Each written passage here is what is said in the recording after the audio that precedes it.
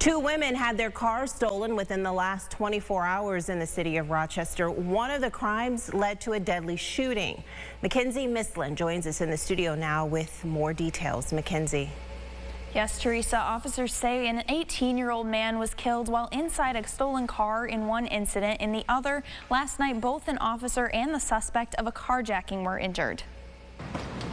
This morning around 6, a driver was shot in the area of Joseph Avenue and Laser Street. When police arrived, they found the man had also crashed. He was later pronounced dead at the hospital.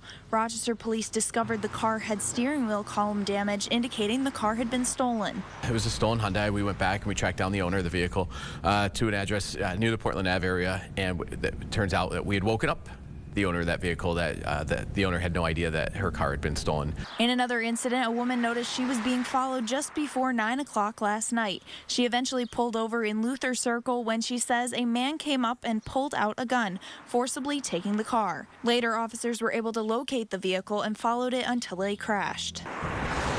We were able to take an 18-year-old male into custody for that, and we also recovered a firearm from the vehicle as well. So unfortunately, during that situation, one of our officers was also injured while taking the suspect into custody. So both our officer and the suspect from the crash were transported to local hospitals. However, Bello says they've been working to prevent these crimes through help from some of the city and county's initiatives. So I just pulled some of our numbers this morning.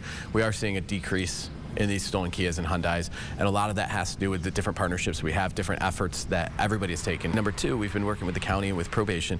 We just started, they just started a new program about a month ago, maybe 2 months at this point, which has really helped with the diversion and the family court aspect of at times custody and at times getting these kids an immediate response. Coming up at 6, we'll hear more about what still needs to be done as far as the investigation into the Laser Street homicide. Teresa.